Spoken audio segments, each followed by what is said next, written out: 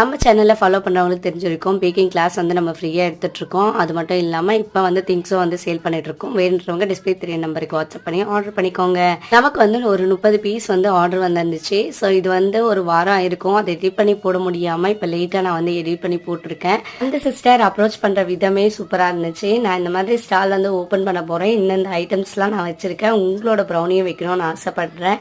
ஓகேவா சிஸ்டர், ஒரு பீஸ் எவ்வளோக்கு தருவீங்க அப்படின்ற மாதிரி டீட்டெயிலெலாம் கேட்டிருந்தாங்க. அதுக்கப்புறம் 30 பீசஸ் வேணும் அப்படின்னு சொல்லி ஆர்டர் கொடுத்துருந்தாங்க.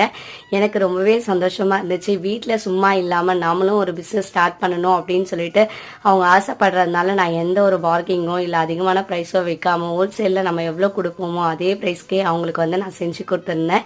இது போல் உங்களுக்கும் ப்ரௌனி செய்ய தெரியல, ஆனால் உங்கள் ஸ்டாலில் ப்ரௌனி வைக்கணும்னு நினைக்கிறீங்க, ஹோல்சேல் ப்ரைஸில் உங்களுக்கு ப்ரௌனி வேணும் அப்படின்னா டிஸ்பிளே தெரிய நம்பருக்கு வாட்ஸ்அப் பண்ணி ஆர்டர் வந்து பிளேஸ் பண்ணிக்கோங்க. இல்லை நீங்களே பிஸ்னஸ் ஸ்டார்ட் பண்ணணும்னு நினைக்கிறீங்கன்னா எங்கள் சேனலை சப்ஸ்கிரைப் பண்ணிக்கோங்க.